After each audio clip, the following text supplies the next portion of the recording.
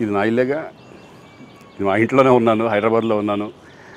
So నేను విన్నాను పొద్దున్నుంచి, నాకు ఫోన్లు రావడం జరిగింది. నేను కూడా వీడియో క్లిప్ చూశాను. మన మీడియా మిత్రులు చాలామంది నన్ను అడిగి క్లారిఫై చేసుకున్నారు. వాళ్ళ దాంట్లో రాలేదు నాకు తెలిసి.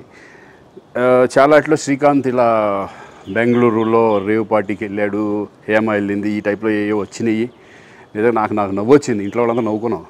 ఇదేంటిది, మొన్న ఏమో విడాకులు ఇచ్చి పిచ్చేశారు నా భార్యతో, ఈరోజేమో రేవ్ పార్టీలకి వెళ్ళాడు అని వచ్చేసినాయి. కానీ ఒకటి, వాళ్ళు కొంచెం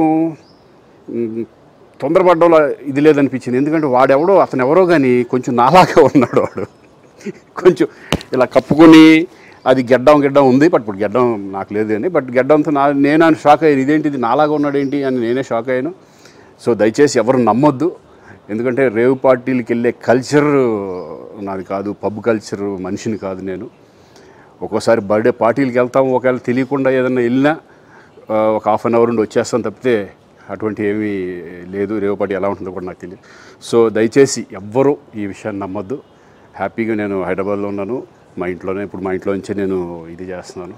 సో దయచేసి మీడియా మిత్రులందరికీ కూడా నేను చెప్పేది ఏంటంటే, ఏ విషయం కరెక్ట్గా తెలుసుకోకుండా మీరు కూడా థంబ్నైల్స్ పెట్టేసేసి నా బొమ్మ వేసేసి రేవ్ పార్టీలో పట్టుబడ్డ శ్రీకాంత్ ఈ టైప్లో వేస్తున్నారు. కాబట్టి దయచేసి ఎవరు నమ్మొద్దు. అది అతను అలాగా ఉన్నాడు అనే ఒక విషయంలో మీరు పొరపాటు పడి ఉంటారని నేను అనుకుంటున్నాను. దయచేసి అది నేను కాదు. Thank you. ఇటువంటివన్నీ కూడా నిజంగా కొంతమంది, వాళ్ళందరికీ నిజంగా థ్యాంక్స్ చెప్పుకుంటున్నాను నేను.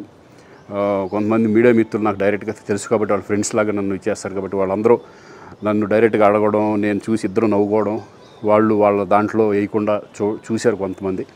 వాళ్ళందరూ కూడా నేను థ్యాంక్స్ చెప్పుకుంటున్నాను. దయచేసి ఇవన్నీ నమ్మొద్దు.